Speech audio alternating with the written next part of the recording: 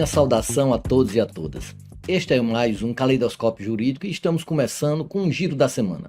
O giro da semana de notícias, vamos pontuar que o ministro Gilmar Mendes anulou as provas no inquérito que liga o presidente da Câmara, Lira, a fraudes do kit robótica.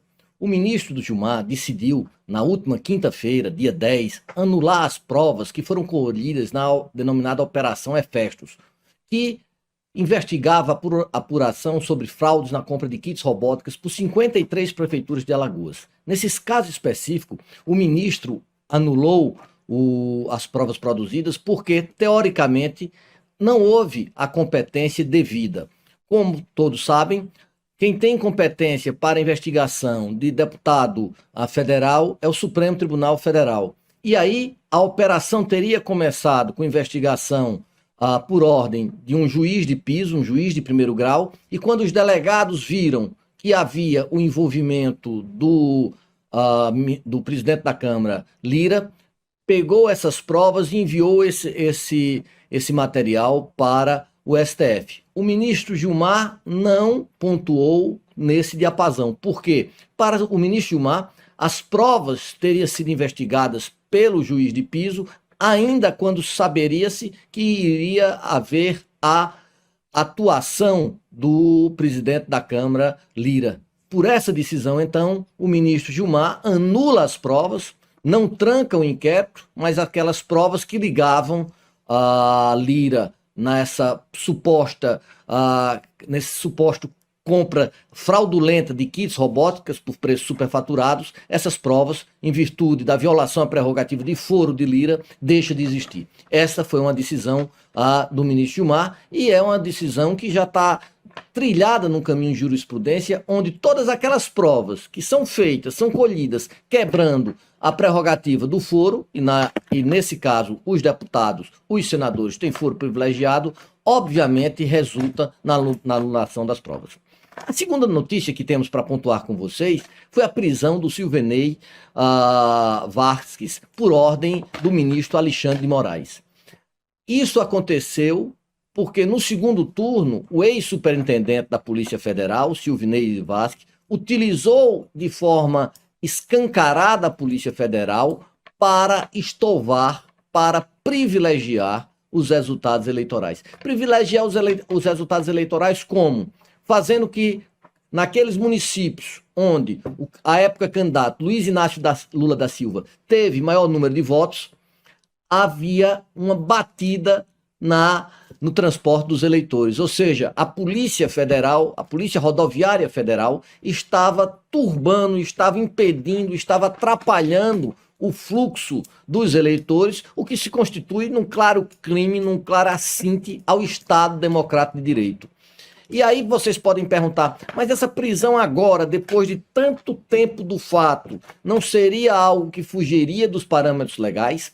No entender do ministro Alexandre de Moraes, ele acha que não. Por quê?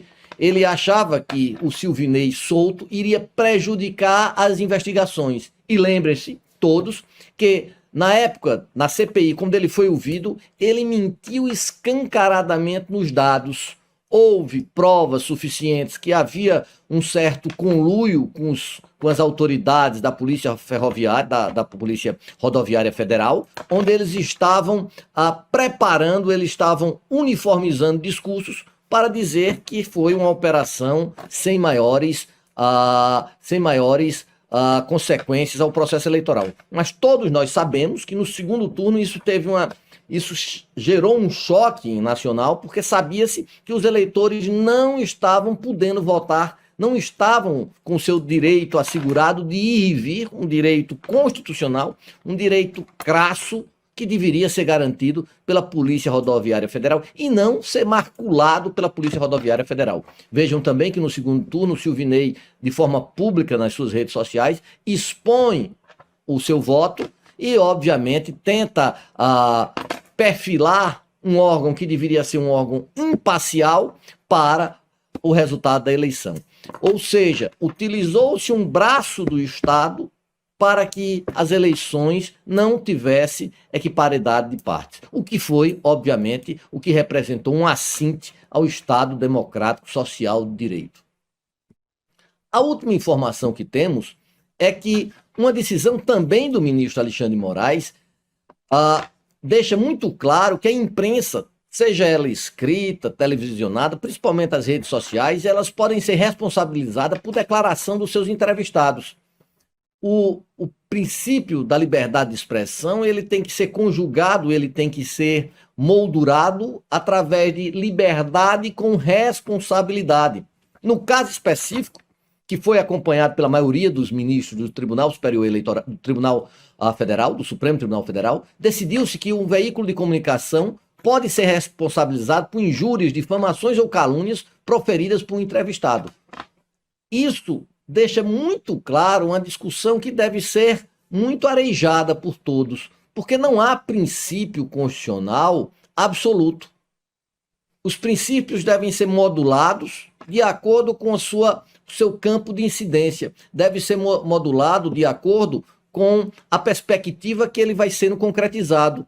E o princípio da liberdade de expressão, ele não pode ser absoluto, ele não tem teor absolutório. Uma coisa é a censura, é que eu vede a liberdade de expressão por caráter ideológico. Outra coisa é o bloqueio constitucional. Mas qual é essa diferença? É que o bloqueio constitucional, ele impede, por exemplo, a difusão de fake news. Ele impede, por exemplo, a difusão de discurso de ódio. Então, num mundo de infosfera, num mundo conectado, num mundo em que, infelizmente, parte pungente da população é totalmente alienada, tem esse sentimento de esquisito em relação a si, não se deve nunca dizer que a liberdade de expressão ele pode ter teor absolutório. Então a imprensa ela é responsável sim pela liberdade e pela responsabilidade dessas informações que vão sendo deferidas para a população. Então a decisão vem mais no sentido que já vinha antes sendo perfilhada de que direito absolutório não existe, a liberdade de expressão deve ter responsabilidade. Principalmente nessa discussão do PL das fake news, do PL das plataformas digitais, que oferem lucros vultuosos e não querem ter nenhuma responsabilidade com o conteúdo que assim o propalam. Num Estado democrático social de direito, as garantias têm um preço. E esse preço deve ser pago por todos, inclusive e muito de forma nítida, pelos que oferem volumes, vultuosos volumes, com as plataformas. Então, eu tenho que regular para garantir o quê? Para que essa democracia nossa não fique indefesa desses vândalos, desses hunos que estão continuamente tentando ultrapassar o Rubicão.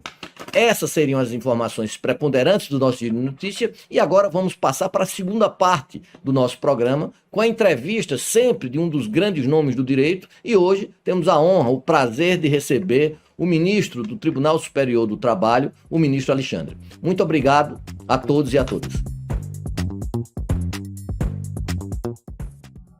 Olá, minha saudação a todos e a todas. É com extremado prazer que hoje, no nossa minissérie, nos vastos episódios, estamos recebendo aqui um jurisconsulto, um humanista, um professor, um juiz, devotado ao sacerdócio da magistratura, que é o ministro do Tribunal Superior Eleitoral, Alexandre Belmonte. Alexandre, ele, além de ser juiz, também é um professor que nasceu e se esmerou nesse sentido. Fez mestrado, doutorado, pós-doutorado, foi professor de várias universidades, professor auxiliar de processo civil, professor adjunto de Direito do Trabalho, especialmente Direito do Trabalho, que ele segue isso na Unirio, professor do IESP do mestrado, professor da Estácio de Sá, é membro da Academia Brasileira de Direito do Trabalho, que tem a honra de ter os mais lustrosos membros nos seus quadros. Ele foi ministro do Tribunal Superior do Trabalho desde 1912, entrou em concurso público, primeiro colocado para o concurso de juiz do trabalho, substituto do TRT da primeira região, integrou várias comissões, entre elas a comissão que elaborou a Instrução Normativa número 39, também fez parte da Comissão de Direito Intertemporal da Reforma Trabalhista. Em 2003, integrou a delegação brasileira na Conferência Internacional do Trabalho em Genebra, ou seja, uma experiência internacional onde pôde aquilatar se nós estávamos avançando ou nós não estávamos avançando na nossa função de regulamentar e de garantir os direitos sociais, econômicos e culturais.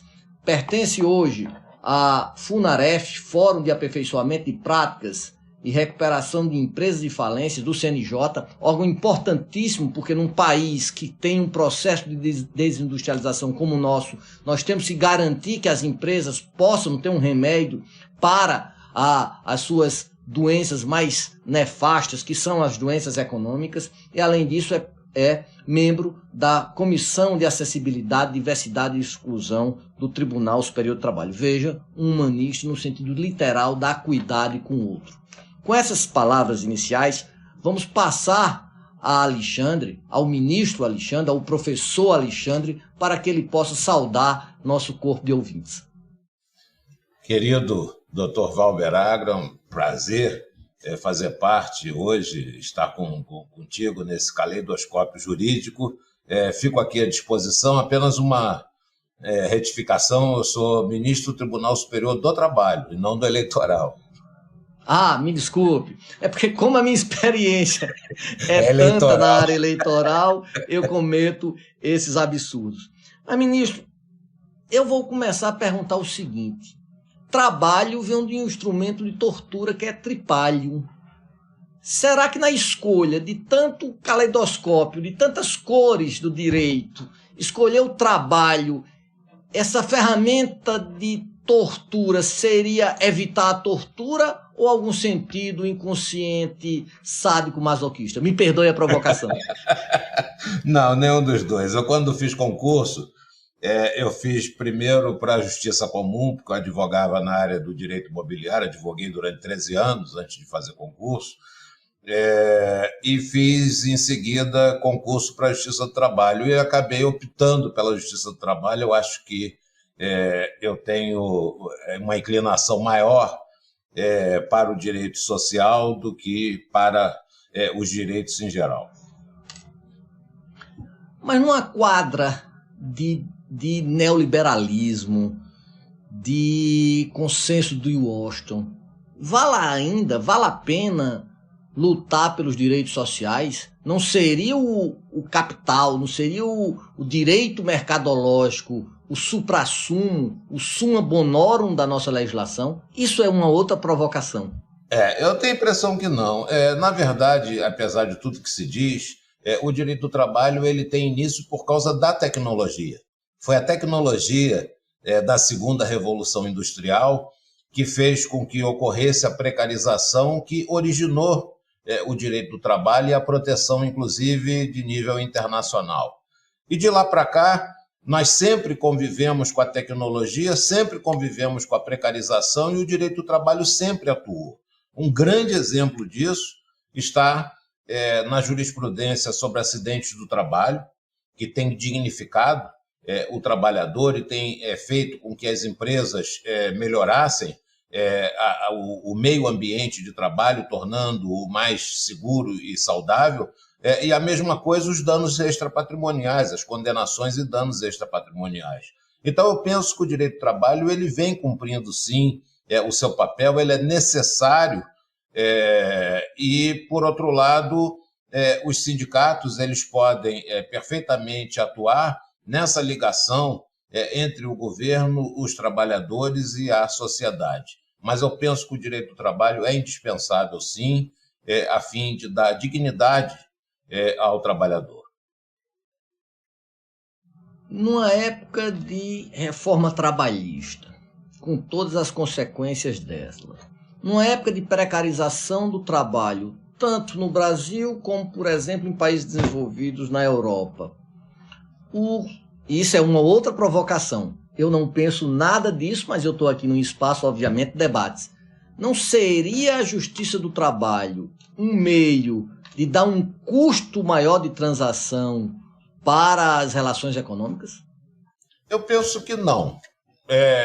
E aí nós poderíamos pensar nisso, vou dar uma resposta bastante objetiva, sobre mais de um viés.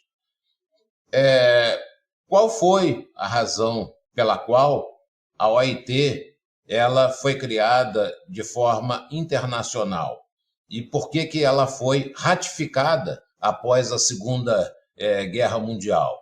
A fim de que os custos trabalhistas necessários a dar dignidade ao trabalhador, necessários a diminuir a desigualdade social, pudessem ser suportados por todos. Porque se um dos países, por exemplo, não tivesse o custo trabalhista e o outro tivesse, isso importaria em concorrência desleal. Então, é preciso socializar, é preciso dividir esse custo.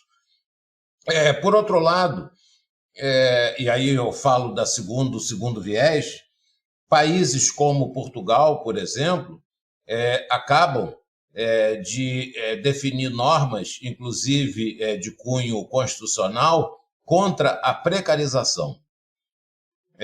Inclusive presumindo a existência da relação de emprego e ficando por conta do empregador, ficando por conta do empresário provar que aquele tipo de relação que está em mãos não é uma relação de emprego, e sim uma mera relação de trabalho.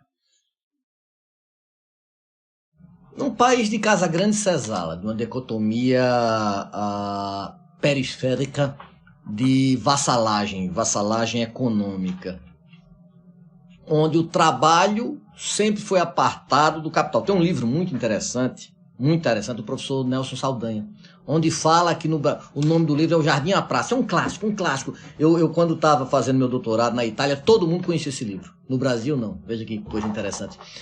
As praças no Brasil são públicas, são mal cuidadas, vilipendiadas. Os jardins são privados, né? são cultivados, mas são espaços precários para poucos. Num país desse, falar em direitos sociais, econômicos e culturais, chegando até aqueles que defendem, ou a justiça que é feita para defender, como a justiça do trabalho, ser dita como uma justiça dispensável. Mas, ora, onde se avoluma a dicotomia entre pobres e ricos, a justiça do trabalho não deve ser cada vez mais imprescindível para o desenvolvimento e para evitar a pululância de conflitos sociais? O direito do trabalho, eu digo que sim. A justiça do trabalho existe porque nós temos, isso é histórico, no Brasil, uma justiça especializada. Mas mesmo que essa justiça não fosse especializada, ainda assim o direito do trabalho seria necessário, ainda que fosse pela Justiça Federal ou pela Justiça Comum.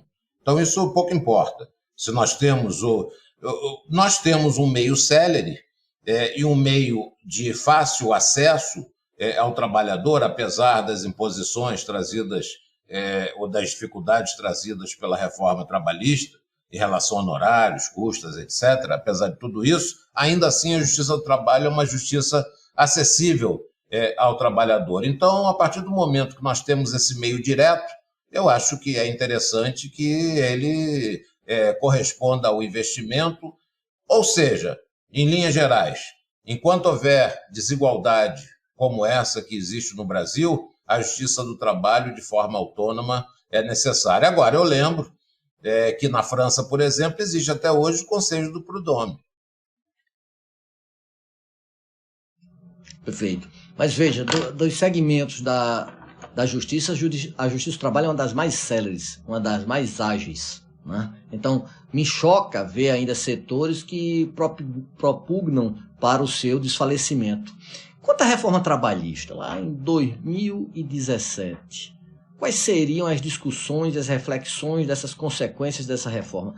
Nós encaminhamos bem, a CLT era algo gongórico e retrógrado, ou era um mecanismo ainda essencial de proteção aos hipossuficientes? Dr. Valber, veja que coisa interessante. A CLT, em 1943, ou seja, quase ao fim da Segunda Guerra Mundial, ela surge de maneira revolucionária. Por que ela surge de maneira revolucionária? Porque ela trouxe para o direito brasileiro as teorias sobre empresa, estabelecimento, fraude, grupo econômico, sucessão, do Código Italiano de 1942. e que o nosso Código Civil de 1916 nada falava a respeito dessas questões. E mais ainda, trouxe até a questão da despersonalização do empregador. No âmbito do direito coletivo, apesar de tudo que se diz contra, a CLT ela trouxe a teoria da imprevisão. A CLT teoria da imprevisão que somente no Código Civil de 2002, os artigos 478 a 481, traz. Né? Além da teoria da imprevisão, as ações coletivas, inclusive ações de cumprimento. Então, a CLT ela nasceu revolucionária. E ela foi sendo, com o passar do tempo, adaptada, ela foi sendo flexibilizada, até que veio a reforma trabalhista, em que a ideia era dar mais empregos por meio da modificação da lei e, no fim das contas, não gerou nenhum emprego. O que gerou foi uma diminuição do custo empresarial, o que não é ruim, não.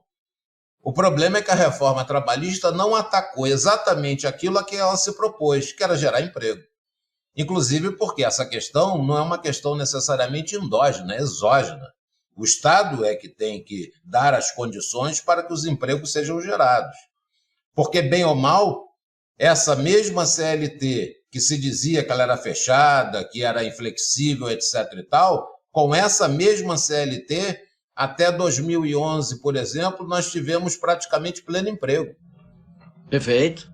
A situação que nós temos hoje em dia, com essa CLT flexibilizada, é 8 milhões de desempregados, 42% dos trabalhadores, quer dizer, 48% da população economicamente ativa na informalidade. Essa é a situação. Fora os desalentados.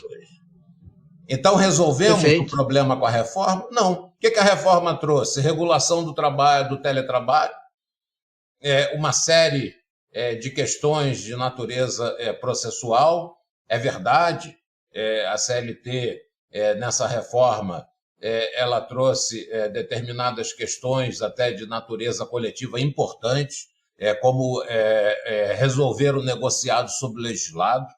Isso é importante, deu força, inclusive, aos sindicatos, para que os acordos e convenções coletivas pudessem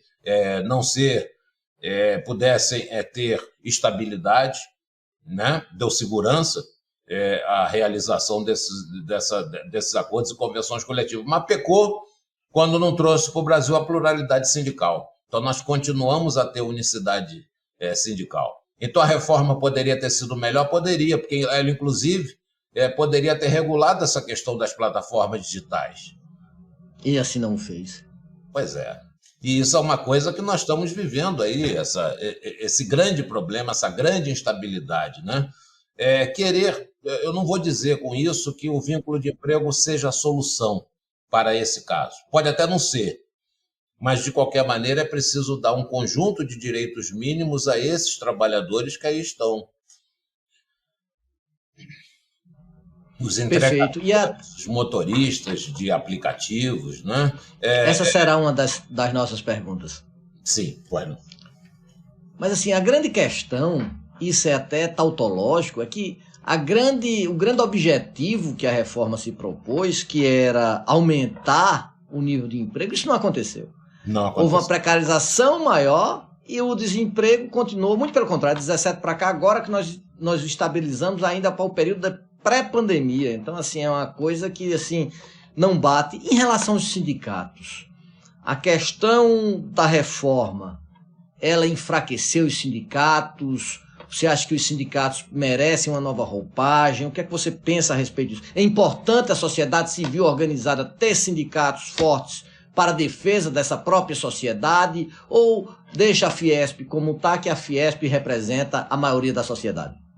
Olha, veja bem, a reforma ela empoderou os sindicatos por um lado e retirou o poder dos sindicatos por outro.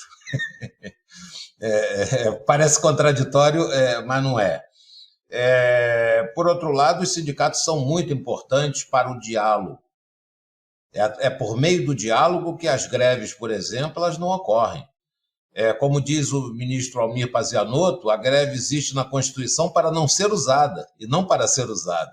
Isso é uma coisa muito, é uma questão assim muito importante. Mas quando eu falo que a reforma trabalhista empoderou os sindicatos, foi no sentido de ter dado a possibilidade dos sindicatos substituírem, se for o desejo das categorias econômica e profissional, substituírem a lei por normas próprias criadas pelos próprios atores. Isso é muito importante, isso é ótimo. Mas a partir do momento que tirou da noite para o dia a contribuição sindical, isso fez com que os sindicatos eles ficassem fracos a ponto de, na pandemia, os sindicatos não atuarem naqueles acordos que foram feitos para a suspensão dos contratos e diminuição dos salários. Imagina os sindicatos não atuarem numa situação como essa, né? Tão importante para o trabalhador. Agora, apesar do Supremo Tribunal Federal ter se orientado num determinado sentido, me parece que ele está retornando à ideia de permitir não a contribuição obrigatória, que eu até concordo que ela não deve existir, mas sim a contribuição assistencial que possa ser cobrada do trabalhador pelos benefícios que possa trazer, os benefícios que possam ser trazidos para a categoria. Mas, olha, independente de tudo isso, é preciso que tudo isso seja feito e não num regime de liberdade plena, ou seja, de pluralidade sindical. Mais de um sindicato numa mesma base territorial para que o trabalhador escolha aquele que ele entender que atende os interesses dele, o mais representativo. Nós não temos liberdade de escolha da operadora de celular que a gente vai usar e que as pessoas menos favorecidas usam, inclusive, celular. Por que nesse caso não se pode, então, escolher qual é o sindicato que representa a sua vontade, né? Perfeito. Ainda na questão da reforma, ficou conhecido como negociado sobre o legislado, na forma dos artigos 611-A, 611-B da CLT, o dispositivo prevê que a negociação coletiva possa derrubar direitos previstos na legislação trabalhista, à exceção daqueles previstos na Constituição. Por causa disso, o Brasil foi enquadrado na chamada lista curta da Comissão de Aplicação das Normas da Conferência Internacional do Trabalho, uma espécie de banco dos réus da OIT. Isso daí realmente significa uma das manifestações do que nós chamamos de precarização do direito do trabalho, ou você acha que é benéfico porque permite aos sindicatos, às partes, negociarem até um determinado limite, que seria a amplitude dos direitos constitucionais? Não, o negociado sobre o legislado não tem o menor tipo de problema. Inclusive, o Código do Trabalho de Portugal, de 2013, que foi reformulado em 2009, ele é expresso nesse sentido. O problema não é esse, ou não foi esse o problema que fez com que houvesse uma reação da Organização Internacional do Trabalho. E sim, a partir do momento que no artigo 611-A da CLT ou 611-B, fica claro, por exemplo, está escrito que normas sobre saúde e segurança elas não dizem respeito a direitos indisponíveis, tá certo. Porque norma sobre saúde e segurança é exatamente direito indisponível. E dizer que, por exemplo, intervalo para descanso não é direito indisponível e vai por aí afora, isso aí é que está o problema. Então, o problema não está em definir os direitos disponíveis e os direitos indisponíveis. Pelo contrário, eu acho que nesse ponto o reformador trabalhista andou muito bem. Ele deu segurança a partir do momento em que havia uma diversidade de interpretações sobre a CLT, uns dizendo que a CLT não podia ser flexibilizada, outros dizendo que ela podia ser totalmente flexibilizada e outros, finalmente, dizendo que ela podia ser flexibilizada em alguns casos e outros não, mas também sem apontar quando é que poderia ser uma coisa ou outra. Então, a CLT o reformador deu elementos seguros para que se pudesse escolher. Agora, vai caber ao Supremo Tribunal Federal, se houver alguma arguição de inconstitucionalidade, dizer se esse ou aquele direito que está ali, como disponível ou indisponível, ele não deveria constar daquele rol. Perfeito. Ministro, pelas suas decisões, pela sua vida acadêmica, pela sua posição profissional e na sociedade, vê-se que você é alguém que defende os direitos sociais, a cultura, a civilização. E tem a questão da precarização dessas relações, como, por exemplo, o Uber. É, de sua lavra, uma decisão, por maioria, o tribunal está dividido, o Tribunal Superior do Trabalho está dividido, reconhecendo o vínculo empregatício. Porque hoje milhões de brasileiros trabalham em condição abaixo do guarda-chuva constitucional de defesa do artigo 7º da Constituição.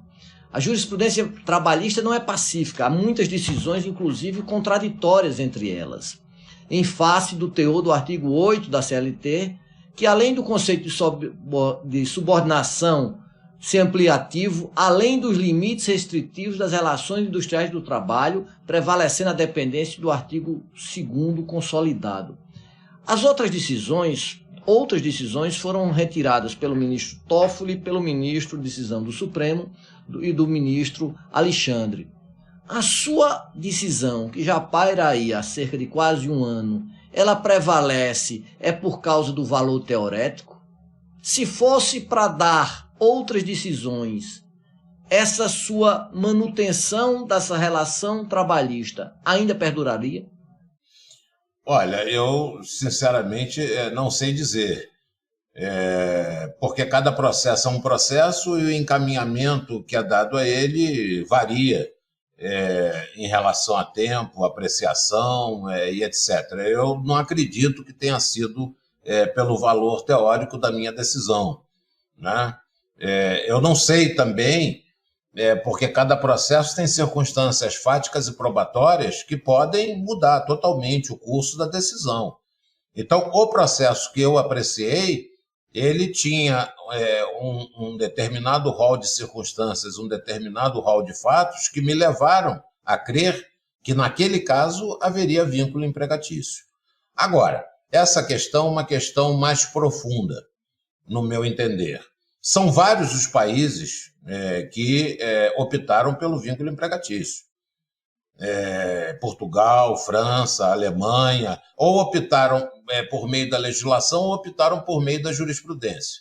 O Reino Unido, por exemplo, ele ficou numa situação intermediária, mas também porque ele foi instado a decidir sobre uma questão de natureza fiscal, tributária, e disse, nessa questão tributária, que esse trabalhador não seria nem um trabalhador empregado e nem um trabalhador puramente autônomo, e sim um trabalhador parasubordinado economicamente dependente. Então, essa é a decisão diferente. Aqui no Brasil, o que acontece é que nós não podemos nos guiar pela experiência estrangeira, nós temos que dar nossas próprias decisões. Mas o fato é que nós vamos dar decisão sobre o mesmo problema que atinge o mundo como um todo. Mas é preciso lembrar como que nasce o conceito de subordinação, né? O conceito de subordinação ele nasce como dependência, ele não nasce como subordinação. Barassi, em 1901, ele dizia que toda vez que o trabalhador não tem acesso ou controle dos meios produtivos, ele é empregado. Melhor dizendo, é empregado não, ele é subordinado. Então, toda vez que ele não tem esse controle, ele é subordinado, porque ele não controla a produção, ele não controla o lucro, ele não participa dele.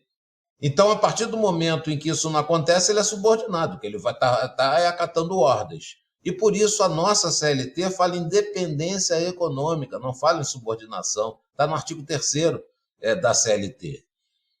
A subordinação ela veio sendo trabalhada com o tempo no sentido de acatar ordens, de ser penalizado por não cumprir determinadas tarefas, etc. e tal. Mas o importante mesmo, para definir se existe ou não subordinação, é que, nesse caso, se verifique se o trabalhador ele tem ou não controle ou acesso aos meios produtivos. Agora, a subordinação não é o único elemento caracterizador da relação de emprego, é preciso outros.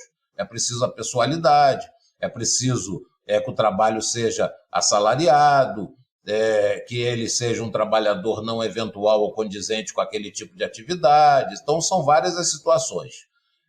Então, eu penso isso, que naquele caso que me chegou e que me levou a decidir de uma determinada maneira, eu realmente tive que fazer um resgate histórico dessa questão da subordinação para mostrar na minha decisão que importa sim, nesse caso do trabalhador, ainda que autônomo, economicamente dependente, importa essa questão da dependência econômica. Então, o trabalhador do Uber é dependente economicamente. Tanto ele que se, por acaso, ele for excluído da plataforma, ele está excluído do mercado. Porque quem forma a clientela não é ele, quem forma a clientela é o operador dessa atividade, que, aliás, ele não é atividade de plataforma digital ou atividade de aplicativo. É atividade de transporte. Ganha dinheiro com transporte.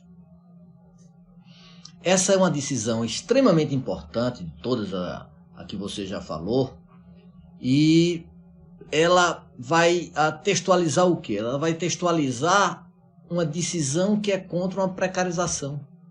Uma precarização de um setor da população que é realmente hipossuficiente. Como nosso tempo já está acabando, eu queria tocar em duas decisões também paradigmáticas suas, ministro Alexandre. Uma sobre a estabilidade do emprego da mãe adotante, que já havia o tempo de maternidade, mas não a estabilidade, a lei sobre isso, a estabilidade não, a decisão sua, da sua lavra, e a questão da adaptação razoável à Convenção de Nova York, daquelas pessoas especiais, aquelas pessoas que são portadoras de alguma deficiência. Essas duas decisões são paradigmáticas. Eu gostaria que você explicasse, por gentileza. Pois não. Muito me orgulha o fato de tê-las proferido. Com relação à questão da estabilidade, acho que foi em 2013 ou 2014, que eu me deparei com um caso, foi até entrevistado na época pela Rede Globo e tudo. Eu me deparei, na época, com uma determinada situação de uma mãe que adotou, recebeu o bebê com 1 dia de idade e foi despedida. Embora tenha tido o salário maternidade pago e etc. E eu entendi que ela tinha estabilidade desde até 5 meses após o parto. E estendi esse direito, embora ele não esteja expressamente previsto na Constituição. Ou seja, se a mãe gestante tem esse direito, e esse direito é por conta de todo o preparativo para receber o bebê em casa, cuidar dele, toda a situação necessária a isso, inclusive de vida, de proteção da vida, da mesma forma a mãe adotante deve ter. E a proteção, na prática, não é para a mãe, a proteção é para o nascituro, né? A proteção é para aquele que é para o rebento, vamos dizer assim, né? Para usar nossas palavras nordestinas. E com relação à questão da adaptação razoável, acomodação razoável, também foi uma decisão que eu proferi numa situação em que uma mãe com um filho com síndrome de Down precisava dar uma assistência especializada, precisava acompanhar. Era uma mãe solteira e que precisava acompanhar o filho com essa deficiência numa educação especializada. Não podia ser outra pessoa acompanhar, tinha que ser ela. E, para isso, ela precisava de tempo disponível na qualidade de professora.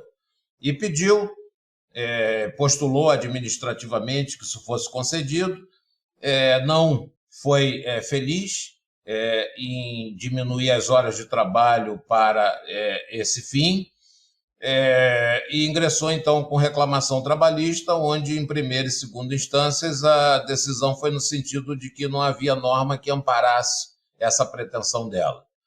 E eu utilizei exatamente a Convenção de Nova York, entendendo que havia norma, sim, que amparasse essa questão. O juiz, aliás, não pode deixar de julgar situações que são apresentadas, evidentemente, né? E eu fiz da seguinte maneira: olha, ela é professora, o tempo que ela vai gastar para levar a criança à educação especializada, ela pode compensar com atividades extracurriculares. Então, eu assim fiz. Determinei, então, uma diminuição de horas presenciais de trabalho e estabeleci que ela teria, então, que, em compensação, nesse caso, então, ela precisaria cumprir atividades extracurriculares. Agora, por que essa compensação? Porque ela pediu sem compensação. Por quê? Para não ficar o empregador numa situação muito difícil em relação aos demais trabalhadores, porque senão ela passaria a ter uma situação tão especial que talvez implicasse para o empregador numa onerosidade excessiva. Então, é preciso que não exista essa onerosidade excessiva e que possa haver um meio de compensação. Agora, enfim, se não puder haver nenhum meio de compensação, nós temos que pensar numa outra solução. Então, foram decisões que realmente me deixaram muito satisfeitos, porque a maioria, porque o restante da turma entendeu, compreendeu, votou comigo e foram decisões unânimes. Veja, eu estou aqui imaginando, se todo magistrado tivesse esse sentido social, de decisão social, como o ministro Alexandre, eu acho que o direito seria mais profícuo em atender às demandas da população. Porque a questão há recursos, não há recursos? Mas não há recursos para manter uma taxa Selic de 13,25%, a maior taxa Selic no mundo hoje. Não há recurso para a proteção de todo o sistema financeiro. E por que não há recursos básicos para a cidadania? Essa é a grande questão, essa grande dicotomia lá atrás de Casa Grande Senzala, Jardim e a Praça, entre, de um lado, o capital e de lado o trabalho. Porque há hoje, e é indiscutível, uma redefinição de classes sociais, estamentos sociais ou interesses sociais. Mas esse apartheid entre quem tem capital e quem não tem, e a remuneração do capital e a remuneração da força de trabalho, isso indiscutivelmente ainda é um assunto que temos que discutir bastante. Ministro, o Caleidoscópio se sente assim muito honrado com sua presença. Para nós, para todos nós que fazemos parte desse programa, o ICL, uma honra enorme tê-lo aqui e gostaríamos de passar para as suas depreensões finais. Pode dar a sua mensagem, o seu olhar mais acurado sobre alguma outra matéria que este entrevistador não conseguiu desvendar. Em suma, fique muito à vontade. Tenha a liberdade, não a liberdade que o patrão tem com relação ao trabalho, que é sempre de oprimir, mas a liberdade que lá atrás as revoluções burguesas, francesas e norte-americanas assim defendiam. Querido Dr. Valber, espero, fazendo uma brincadeira, que essa sensibilidade seja dos Agras. Será, obviamente. Seja dos Agras. Mas eu acho que o importante é nós conseguirmos um ponto ótimo entre o social e o econômico. O econômico é importante, com certeza, não pode ser esquecido, mas é preciso que o social ele sirva de balança a fim de que nós possamos ter uma sociedade justa. E, de acordo com o artigo 170 da Constituição, essa justiça precisa ser social. Então, praticar a justiça social, na verdade, é concretizar a Constituição. É preciso nós encontrarmos realmente interpretações razoáveis. Então, ao mesmo tempo em que eu pude falar sobre algumas decisões, puxando talvez para o lado social, também penso em outras decisões em que eu tenha me quedado ou me inclinado para o lado econômico, né? Por exemplo, eu não vejo qualquer problema no trabalhador ceder o seu crédito. A partir do momento que ele acha que aquilo é conveniente para ele, que ele está assistido de advogado para esse fim, e ele quer ceder o crédito, a questão é dele. Ele pode estar com uma premência qualquer, que é mais importante naquele momento receber um determinado valor e resolver imediatamente a vida dele, do que esperar uma final decisão judicial que Deus sabe quando que ela vai ocorrer. Por outro lado, também não vejo qualquer tipo de problema em não existir, ou a lei vedar sucessão, em se tratando em falência e recuperação de empresas, se isso for importante na venda de ativos, porque é com o dinheiro, é com o produto do numerário da venda desse ativo que o trabalhador vai ser pago, que ele vai ser satisfeito. Então, às vezes, o importante é mais importante o lado econômico do que o lado social. Mas é preciso que nós encontremos sempre esse equilíbrio. Esse equilíbrio deve ser perseguido. Ministro, ficamos assim muito grato a essa sua contribuição. Mas eu vou terminar com uma provocação para os telespectadores, para a nossa audiência. Será que a relação entre capital e trabalho cabe dentro do ótimo de Pareto, onde pode-se haver uma elencação mais eficiente possível? Será que a relação capital e trabalho pode ser tão produtiva para satisfazer a ambos? Essa pergunta eu não sei a resposta e deixaria que todos pudessem, obviamente, discutir a respeito dela.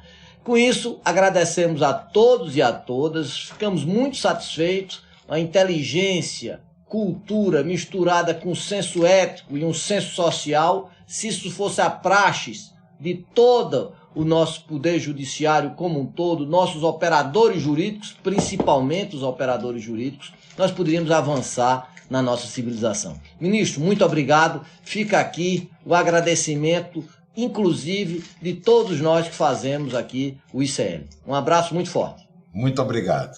Grande abraço.